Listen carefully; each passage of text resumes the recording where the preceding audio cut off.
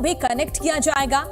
Middle east देशों के बीच rail line बनाई जाएगी और फिर पोर्ट के जरिए इसे भारत से जोड़ा जाएगा। इंफ्रास्ट्रक्चर प्रोजेक्ट बनाने में भारत एक्सपर्ट है, इसलिए भारत को इसका हिस्सा बनाया गया है। भारत रेल पटरियां बिछाने में मदद करेगा।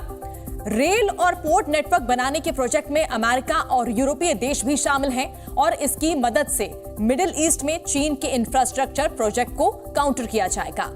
इस प्रोजेक्ट से चीन के खिलाफ भारत को डिप्लोमेटिक और रणनीतिक बढ़त मिलेगी और एक बार ये रास्ता तैयार हो गया तो मिडिल ईस्ट के साथ यूरोप, अमेरिका तक कम समय में सामान भेजने और ट्रेड बढ़ाने में भारत को सहूलियत होगी।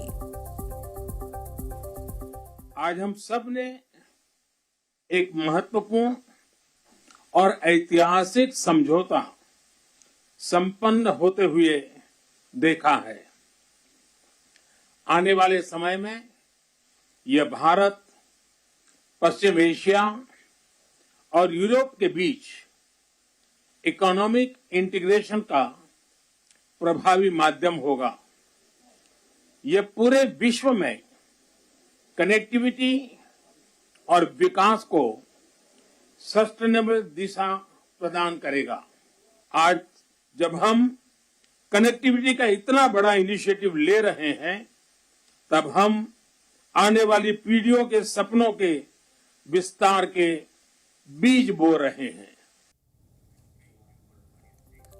और इस वक्त की बड़ी खबर आ रही है, फ्रांस के राष्ट्रपति मैक्रो का बयान सामने आया है। कॉरिडोर के लिए निवेश को तैयार, ये उनकी तरफ से स्टेटमेंट जारी किया गया।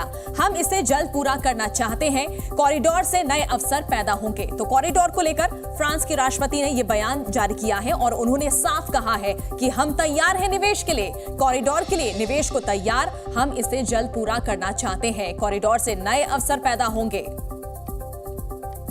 We have hydrogen being part of this project, and we channel all the possible common developments. I think as well our intention is to have a fair process.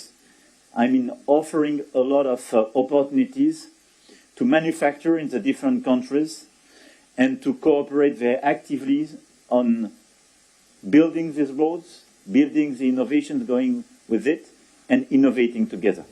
We have hydrogen. और ज्यादा जानकारी के लिए हमारे साथ G20 summit से संवाददाता विशाल पांडे जुड़ चुके हैं। विशाल, कॉरिडोर को लेकर जिस तरह से देखिए बात यहां पर बनती हुई नजर आ रही है, यहां तक कि फ्रांस के राष्ट्रपति ने भी कह दिया कि हम निवेश के लिए तैयार हैं। जी बिल्कुल, देखिए क्योंकि एक ये बड़ी उपलब्धि मानी जा रही है जब G20 के साइडलाइन में एक ये बड़ी घोषणा हुई है कि भारत को यूरोप के साथ जोड़ा जाएगा मिडिल ईस्ट के माध्यम से, और एक कनेक्टिविटी कॉरिडोर इसको नाम दिया गया है। एक ये बहुत बड़ा प्रोजेक्ट होगा। अगर जो हमें जानकारी मिल रही है, रेल और शिपिंग इसके माध्यम से, यानी बंदरगाह के माध्यम से और रेल कनेक्टिविटी के माध्यम से इस पूरे क्षेत्र को जोड़ने का ये प्लान है। न सिर्फ रेल कनेक्टिविटी, शिपिंग कनेक्टिविटी, इसके अलावा कई और जैसे डिजिटल कनेक्टिविटी की बात की जाए इन देशों के बीच में, उसको लेकर भी यहां पर ये ऐलान किया गया है। अब इसका फ्रेमवर्क क्या होगा, किस तरह से इस पर काम होगा, जैसा कि आपने बताया कि फ्रांस के राष्ट्रपति ने निवेश की भी घोषणा कर दी है। वो ये चाहते हैं कि ये प्रोजेक्ट जल्द पूरा हो, लेकिन इन सब के बीच में इसका रणनीतिक पहलू क्या है ये समझना भी बेहद जरूरी है, क्योंकि चीन जिस तरह से खाड़ी के देशों में काफी रुचि ले रहा है। पिछले कई दिनों से चीन ने सऊदी अरब और ईरान के बीच में समझौता कराने का पूरा प्रयास किया। ईरान और सऊदी अरब के बीच में चीन खुद बैठकर उन दोनों के देशों के बीच में बातचीत करा रहा है। ऐसी स्थिति में खाड़ी देशों में जिस तरह से चीन की दिलचस्पी बढ़ी है, कहीं ना कहीं उसके काउंटर में भी इस प्रोजेक्ट को देखा जा सकता है कि जो पश्चिमी देश हैं, जो यूरोप के देश हैं, अमेरिका है और साथ ही मिडिल ईस्ट। आप देखिए प्रधानमंत्री नरेंद्र मोदी के दाहिनी तरफ सऊदी अरब के क्राउन प्रिंस बैठे हुए थे, बाईं तरफ अमेरिका के राष्ट्रपति जो बाइडेन बैठे हुए थे। आपसे हम आगे भी अपडेट लेते रहेंगे, आप बनी रहिए हमारे साथ। और इस बीच हम आपको बता दें कि प्रधानमंत्री